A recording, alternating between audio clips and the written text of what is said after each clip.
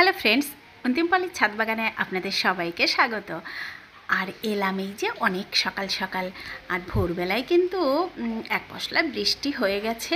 আকাশের মুখ এখনও ভার, সেটা দেখেই বুঝতে পারছেন। রোদ কিন্তু এখনও ওঠেনি, আর বৃষ্টিটা কিন্তু বেশ ভালোই হয়েছে। তো বৃষ্টি এই যে শুরু হয়ে গেছে, আর এখন তো চলতেই থাকবে কয়েকদিন। ওয়েদার রিপোর্টে আমরা সেই রকমই দেখেছি। আপাতত 4-5 দিনের মধ্যে তো বৃষ্টি থামার কোনো সম্ভাবনা নেই। তো এর মধ্যে আমরা বাগানে কি কি কাজ করব। তো এইরকম সময়ে বাগানে যে কাজগুলো করা যায় সেই কাজগুলোই করে নেব। এই যে বৃষ্টিতে মাটিটা বেশ সুন্দর একেবারে ভিজে গেছে, তো একটু শক্তও হয়ে গেছে। অনেক দিন এখানে ছিল এই যে শশা গাছ খোঁড়া হয়নি, তো একটুখানি ভালো করে খুঁড়ে দেব। আর একটু গোবর সার দিতে পারলে খুব ভালো হতো, কিন্তু একেবারেই যে মাটিটা ভেজা, তারপরে বৃষ্টি তো এখন চলতেই থাকবে। তো এই মুহূর্তে আমি আর গোবর সার মেশাচ্ছি না। একটু ড্রাই ওয়েদার হলে এখানটা গোবর সার মিশিয়ে দেব। আর এখানে এখন বীজ কি বপন করব সেটা ঠিক করিনি। এটা একটু ভেবেচিন্তে বীজটা বপন করতে হবে। যে কোনো কিছু কিন্তু এখন এখানে দিলে হবে না। আর এইদিকে আমি এই যে একটা ছোট্ট আইসক্রিমের কৌটো নিয়ে এসেছি, আর এখানে বসাবো একটা এই যে বেগুন গাছের চারা। আসলে এটা ছেলের জন্যে, ওর স্কুলে যে কোনো সিড জার্মিনেট করে নিতে বলেছে। তো আমার এই যে রয়েছে বেগুনের চারা, এইটাই দিয়ে দিচ্ছি ওকে। অন্য এক জায়গা দিয়েছিলাম বাদামের চারা করার জন্যে, কারণ বাদামটা খুব তাড়াতাড়ি হয়, আর সেটা দেখলাম গ্রো হলো না, মনে হয় বাদামটা খারাপ ছিল। তো এই যে অগত্যা আমার বাগান থেকে বেগুনের চারাটাই দিয়ে দিলাম। আর এটা দিলাম এই কারণে যে ওটা কিন্তু তাড়াতাড়ি নেতিয়ে পড়বে না, ওই রকমই থাকবে। আর এই যে লাউয়ের বীজ করলাম, সেই লাউয়ের চারা এবারে বানাবো। তো এই দিকে না, ওই বেডটাই কিন্তু এখন লাউ গাছ দেওয়া যাবে না। লাউ গাছ অনেক দিনের জন্য হয়, মোটামুটি দেখবেন 5-6 মাস তো থেকেই যায়। তো এই দিকে যে এই যে গ্রো ব্যাগগুলো রয়েছে বস্তার, গ্রো ব্যাগগুলো যদিও একদম খারাপই হয়ে গেছে। তো আপাতত আমি এই যে বস্তার গ্রো ব্যাগে যে কাকড়ি গাছটা ছিল, কাকড়ি গাছটা দেখছি নষ্টও হয়ে গেছে। তো ওই কাকড়ি গাছটা তুলে ফেলে দিলাম, এইখানেই দিয়ে দেব। আর মাচার তো কোনো প্রবলেম নেই। এই যে এখানে যদি গাছ লাগাই তাহলে এটা হচ্ছে সব থেকে সুবিধা মাচার গাছের। এখানে কিন্তু এই যে গ্রিলগুলো বেয়ে বেয়ে উঠে যাবে, আর ধরার জায়গা পেলে গাছের গ্রোথও খুব ভালো থাকে। আর এখন তো গাছের গ্রোথ এমনিতেই বেশ ভালো হবে। আমাদের বাগানটা হয়তো আবার একদম চারদিকে সবুজ হয়ে উঠবে, কারণ এই যে বৃষ্টি শুরু হয়ে গেছে। আর বর্ষাতে এখন কিছু গাছ এই যে যদি বপন করে দিই, আমরা বীজ বপন করে দিই বা চারা থাকলে চারাগুলো বসিয়ে দিলে খুব তাড়াতাড়ি কিন্তু বেড়ে যাবে। আর এই যে বৃষ্টি যে ওয়েদারটা, এই সময়ই হচ্ছে চারা রোপণ করার সব থেকে ভালো সময়। চারা হেলে না, আর খুব তাড়াতাড়ি কিন্তু ওরা মাটিটাকে ধরে নেয়, আবার গ্রো হতে শুরু করে। তো আপনাদেরও যদি কাছে কিছু চারা থেকে থাকে, যেমন বেগুনের চারা, লঙ্কার চারা, লাউ, কুমড়ো যাই হোক, সেগুলো কিন্তু এই সময়ে বসিয়ে দিতে পারেন। কোনো কাজ যদি রিপোর্ট করার দরকার থাকে তাহলে এই যে এই সময়ে সেটা রিপোর্টও করে নিতে পারেন, কারণ এই সময় রিপোর্ট করলে গাছ কিন্তু মরার সম্ভাবনা কম থাকে। আপাতত এখন খুব রোদ্দুর ধরুন হবে না, 5-7 দিন তো থাকবেই এরকম ওয়েদার। তাছাড়া বর্ষা ঢুকে গেছে, এখন মোটামুটি এইরকমই চলতে থাকবে। আর আমরাও বাগানটাকে একটু নিশ্চিন্তে রাখতে পারবো। মানে দেখবেন কয়েকদিন আগে বাগানটা ভীষণ সুন্দর সবুজ হয়ে উঠেছিল, আর এই যে মাঝখানে আবার মোটামুটি 7 দিন ভীষণ রোদ আর গরমে বাগানটা কিন্তু আবার কেমন একটু হয়ে গেছে। তো আশা করছি এই যে বৃষ্টি আবার শুরু হয়ে গেছে, খুব তাড়াতাড়ি বাগানটা সবুজ হয়ে যাবে। আর এদিকে আমি এই যে এগুলো একটু খুঁড়ে দিলাম, একটু ঘাসও পরিষ্কার করে দিলাম। আর এদিকে উচ্ছে তো দেখতে পাচ্ছি 2-4টে তোলার মতো রয়েছে, আর ছোট ছোট প্রচুর পেকে গেছে, সেগুলোর থেকে বীজ কালেক্ট করে নেব।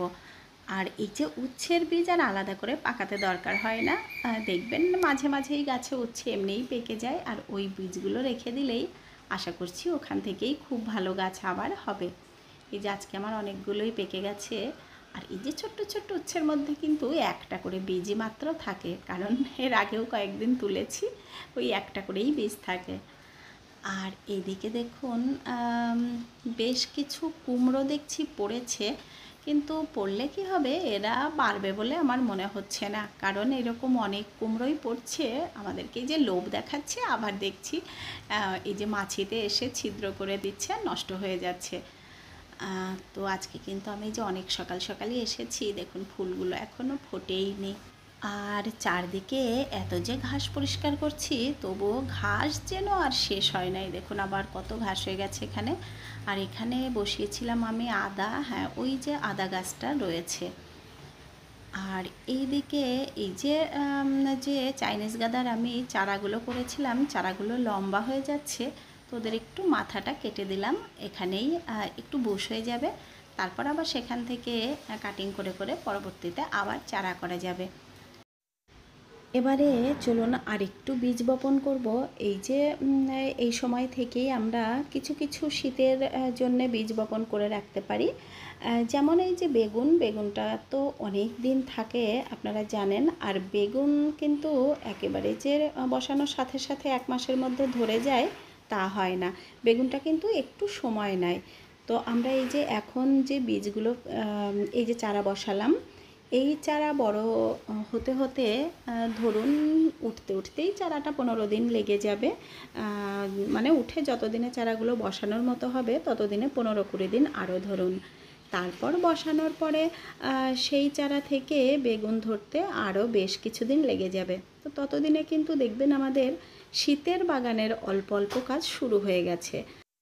ভালোভাবে দেখতে গেলে শীতের বাগানের কিন্তু আর বেশি দেরিও নেই, কারণ দেখুন এই হয়ে গেল জুন মাসের আজকে 17 তারিখ, তাহলে জুলাই, আগস্ট, সেপ্টেম্বর থেকেই মোটামুটি আমাদের শীতের বাগানের কাজ শুরু হয়ে যায়। তাহলে আমাদের মাঝে শুধু জুলাই আর আগস্টটা আছে, 2 মাস।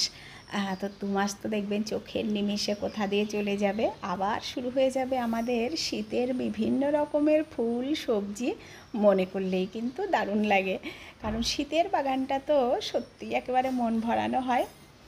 আর বেগুনের চারা আমি এর আগেও কিন্তু কিছুদিন আগেই বসালাম অনেকগুলো, কিন্তু ওই চারাগুলো অতটা ভালো হয়নি, মনে হয় চাপা পড়েই হোক, ওপরে ওই যে ভেন্ডি গাছ ছিল ওই গাছের নিচে অতটা ভালো হয়নি।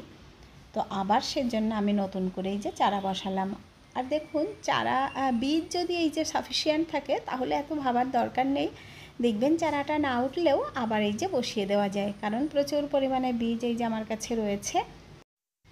আর ঘাস এখন এত তাড়াতাড়ি হচ্ছে, এই দেখুন সেদিনই এই যে উঠিয়ে দিয়েছিলাম লেবু গাছটার, আবার কিন্তু লেবু গাছের গোড়ায় প্রচুর ঘাস হয়ে গেছে।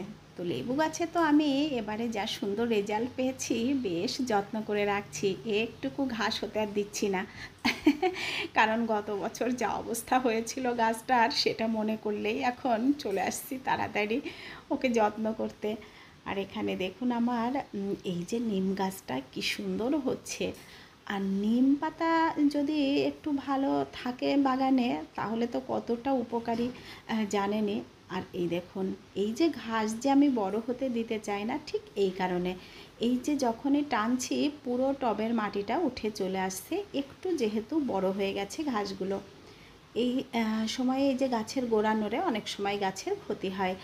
তবে এখন ওয়েদারটা ঠিকঠাকই আছে, তাই আশা করছি কিছু হবে না। আসলে আজকে আমি একে দেব একটুখানি খাবার, এত সুন্দর চেহারা হচ্ছে গাছটার, তো দেখেই মনে হচ্ছে একটু খাবার দিই তাহলে আরও ভালো হবে।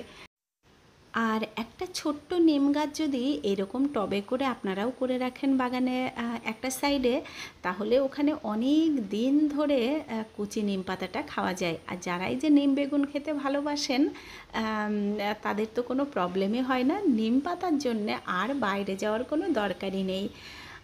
তো এই যে বাজারে কিন্তু এখন আর এইরকম কচি নিম পাতা পাওয়া যাচ্ছে না, দেখুন আমাদের বাগানে কিন্তু হয়েই চলেছে। আর এদিকে এই যে নিয়ে এলাম আমি 1 মুঠো খোল আর একটু হাড় গুঁড়ো শিংকুচি, এই 3টে দিয়েই শুকনো করে এই যে খাবার দিলাম, যেহেতু এখন এই যে বৃষ্টির ওয়েদার, সেই জন্য শুকনো খাবারটা দিয়ে যে মাটি চাপা দিয়ে দিলাম। তো আশা করছি গাছটা আরও সুন্দর চেহারা হবে। আর এই যেখানে ভেন্ডি পাতার নিচে রেখে দিলাম, এই দেখুন ছাতার কাজ করবে, খুব বেশি জল যাতে গাছের গোড়াটায় না পায়। তো 2-4 দিন চলে গেলে তখন আর পেলেও কোনো প্রবলেম হবে না। তো এই যে একটা নিম গাছ, তারপর একটা কারি পাতা গাছ, এগুলো কিন্তু সব সময় আমাদের খুবই দরকারি, যেগুলো সব সময়ই লাগে। তো এই সব গাছগুলো আমরা নিচে অনেকটা জায়গায় না করে করে রাখতে পারি ছোট্ট ছোট্ট টবে, কারণ খুব বেশি দরকার হয় না এই জিনিসগুলো, একটু হলেই দেখবেন হয়ে যায়। আর এদিকে দেখতে পেলেন একটা লেবু তুলে নিলাম, লেবুগুলো এখন বেশ সুন্দর সাইজ হয়েছে। আর এখানে আমার এই যে টগর গাছটার থেকে বেশ এখন ভালোই ফুল পাওয়া শুরু হয়েছে। পোকামাকড়ের উৎপাতে তো কুমড়ো একেবারেই থাকছে না, তবু এই যে একটা কুমড়ো ফুল তুলে নিলাম, চলুন করে দেবো একটুখানি পলিনেশন যদি থাকে সেই আশায়। আর আজকে আসলে ভোরবেলায় এত বৃষ্টি হয়ে গেছে, দেখতে পাচ্ছি রেণুগুলো কিন্তু আর নেই, রেণুগুলো একদম ধুয়ে চলে গেছে, তো এটাতে কাজ হবে বলেও মনে হচ্ছে না, তবুও করিয়ে রাখলাম। আর এই যে বৃষ্টি হওয়া মানেই আমাদের কিন্তু বাগানের একটা বিশাল বড় কাজ হয়ে যায়, সেটা হচ্ছে জল দিতে হয় না। তো ওই সময়টা আমরা বাগানের অন্য যে কোনো কাজে লাগাতে পারি। আর সত্যি কথা, খুব বেশি বৃষ্টি এসে গেলে বাগানের তেমন কিছু কাজ করাও যায় না। এই যে গাছগুলো যা বসিয়েছি এখন ওইগুলোরই একটু পরিচর্যা, আর বেশি বৃষ্টিতে তো এখন যেসব জরুরি কাজগুলো একেবারে না করলেই নয়, সেগুলোই সব করে নেব এখন পরপর প্রত্যেক দিনে, দেখতে পাবেন আপনারা। আর তবে বৃষ্টি মানে যে কাজ নেই তা কিন্তু একেবারেই নয়, বৃষ্টিতেও বিভিন্ন রকম কাজ আরও আমাদের বেড়েও যায় কিছু কিছু কাজ। আর যা এখানে ঘাস পরিষ্কার করতে গিয়ে এই যে লঙ্কার চারাটা উঠে গেল, যা এইগুলোও বসিয়ে দিই, কারণ এখানে যে লঙ্কার চারাগুলো বসিয়েছিলাম ওখানে 2টো চারা মরেও গেছে, তো এই 2টো চারা আবার এখানে বসিয়ে দিই। এবারে লঙ্কা গাছ কিন্তু আমার উপর ভীষণ বিরূপ, লঙ্কা তো সেরকমভাবে হলোই না, গত বছর যা সুন্দর লঙ্কা হয়েছিল এবারে তার কিছুই হলো না। তবে এই যে চারা মাঝে মাঝেই বসিয়ে যাচ্ছি, যদি 2-4টে চারা একবার ভালো হয়ে বেড়ে যায় তাহলে কিন্তু সেখান থেকে বেশ কিছুদিন ধরে আবার লঙ্কা পাওয়া যাবে। আর এদিকে একটা ভেন্ডিও রয়েছে। তো এবার চলুন নিচে যাই। আর এই যে চলে এলাম নিচে, ওপরে আজকে তেমন কিছু সবজি তুলিনি, কারণ নিচে রয়েছে বেশ কয়েকটা ঝিঙে, আর ঝিঙেগুলোই দেখুন পোকাতে ছিদ্রও করে দিয়েছে, আর 2-1টা আবার দেখছি বড় হয়ে আবার পচেও গেছে, আর এখানে কিছু কিছু আরও পড়ছে। তো আমিও চলে এসেছি ভিডিওটির একদম শেষ পর্যায়ে। আর এতক্ষণ যারা দেখলেন তাদেরকে অসংখ্য ধন্যবাদ। ভালো লাগলে লাইক কমেন্ট শেয়ার করবেন, আর যারা আজকে আমার একদম নতুন বন্ধুরা আছেন তাদের ভালো লাগলে চ্যানেলটিকে সাবস্ক্রাইব করে নেবেন। আপনারা সবাই খুব ভালো থাকবেন, দেখা হবে আবার নেক্সট ভিডিওতে। টাটা।